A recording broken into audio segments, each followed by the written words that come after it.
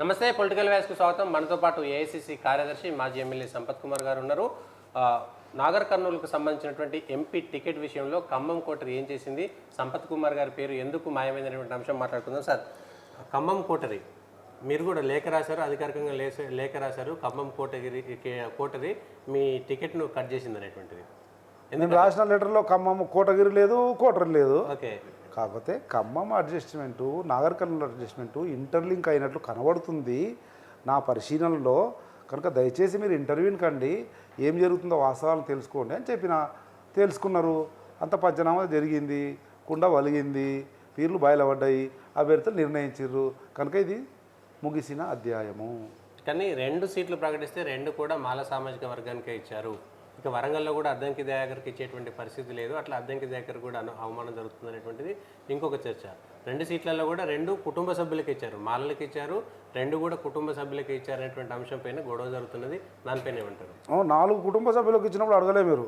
Okay, ఇప్పుడు 2 ఇవ్వగానే దళితులు కదా క్వశ్చన్ చేస్తారు. ఓకే, వాళ్ళు పెద్దోళ్ళు కదా, 4 ఇచ్చినా 14 ఇచ్చినా ఎవరు అడగరు. ఓకే, బరాబర్ జరిగింది.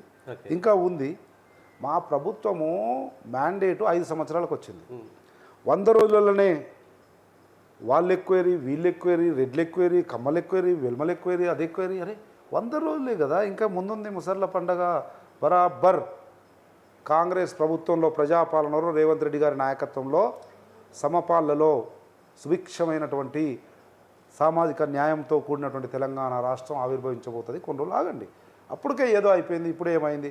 అవో మొత్తం గ్రీన్ షర్ట్లు ఎక్కువ, అవో రెడ్ షర్ట్లు. అరే ఈరోజు తెలియకుండా అనుకోకుండా రెడ్ షర్ట్ ఇద్దరు వేసుకొచ్చారు అని, ఇది రెడ్ షర్ట్లు ఎక్కువ అవుతున్నాయంటే నో.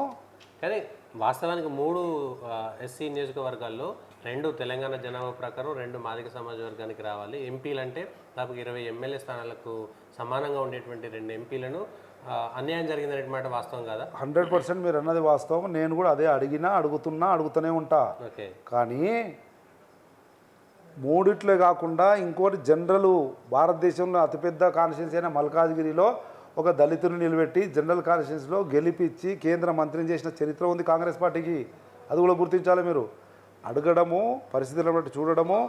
ఆయన అందంగా ఉన్నాడు, స్మార్ట్ ఉన్నాడు, అట్లా అని చెప్పి ఇంకా స్మార్ట్ ఉన్నాడు కదా ఈయన ఏడంటాడు మేడం. అరే ఆయనకు ఒక ప్లేస్ ఉంటుంది, నీకు ఒక ప్లేస్ ఉంటుంది. నువ్వు నల్లగా ఉండొచ్చు, ఆయన ఒక ప్లేస్ ఉంటుంది. ఆయన ఎర్రగా ఉండొచ్చు, అట్లనే ఆయనకు ఒక్కొక్కరికి ఒక్కొక్కటి ఉంటుంది. దానికంటే మంచిది ఇవ్వచ్చు. అట్లా మన రాజకీయ భవిష్యత్తు, పార్టీ ప్రయోజనాలు, మా జాతి ప్రయోజనాలు ఏ రకంగా తీరుస్తాడు? ఎంపీ టికెట్ ఇవ్వగానే అయిపోతుందా? బరాబర్ నేను చెప్పింది వాస్తవము. మళ్ళీ చెప్తున్నా, స్టాటిస్టిక్స్ చెప్పినా ఇవ్వాలి అన్నా. సమానమైనటువంటి హక్కులు దక్కలేదు కదా. అదే అంటున్నాండి. 5 సంవత్సరాల కొరకు మాకు మ్యాండేట్ ఇచ్చారు. మీరు 100 రోజుల లోపల నేను నల్లగుంది, తెల్లగుంది, ఎర్రగుంది, పచ్చగుంది నో.